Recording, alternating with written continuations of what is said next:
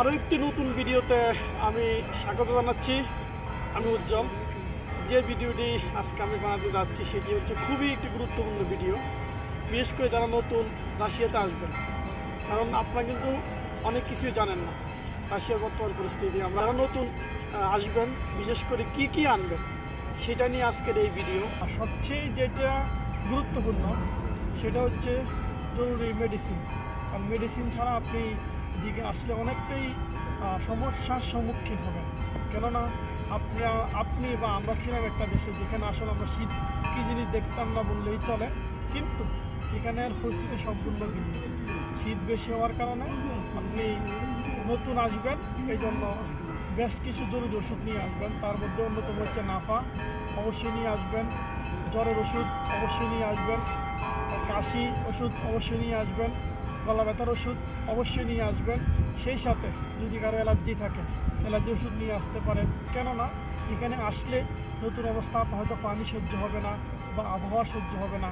তো আবহাওয়া সহ্য হওয়ার কারণেই কিন্তু আপনার অ্যালার্জি সমস্যাগুলো দিন দিন বাড়বে। এই জন্য যদি আনেন তাহলে হচ্ছে আপনি অ্যালার্জি ওষুধ আপনাকে অবশ্যই আনতে হবে। সেই সাথে যে পাতলা পায়খানা ওষুধ আনবেন। কেননা যেটা বললাম, আবহাওয়ার কারণে কিন্তু মানুষের এই পাতলা পায়খানা রোগ দেখা দিতে পারে। এই জন্য আপনি অবশ্যই পাতলা পায়খানার ওষুধ নিয়ে আসবেন। আর সেটা আরেকটা হচ্ছে গ্যাস্ট্রিক ওষুধ নিয়ে আসবেন। আপনারা যেটা খান, কেউ যদি কম দামের খান বা কেউ স্যাক্লো খান বা সার্জেট খান, যেটাই খান ওষুধ অবশ্যই নিয়ে আসবেন। কেননা আপনি যদি আমরা জানি রাশিয়ানরা মশলা খায় না বললেই চলে, আপনি অবশ্যই মশলা নিয়ে আসবেন। মশলা নিয়ে আনলে আপনার অবশ্যই গ্যাস্ট্রিক সমস্যা করবে। এই জন্য আপনাকে অবশ্যই গ্যাস্ট্রিক ওষুধ আনতে হবে। আরও ওষুধ কিছু আছে যেগুলো আপনি আপনার ব্যক্তিগত কিছু ওষুধ থেকে থাকে, আপনি ওষুধগুলো অবশ্যই সাথে করে নিয়ে আসবেন।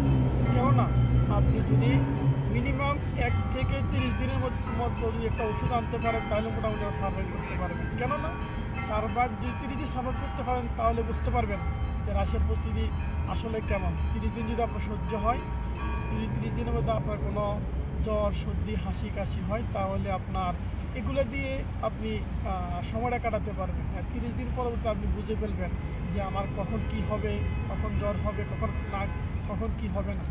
তখন আপনারা সব কিছুই করতে পারবেন। আরেকটি বিষয় হচ্ছে রাশিয়াতে কিন্তু ফার্মেসি অ্যাভেলেবেল না।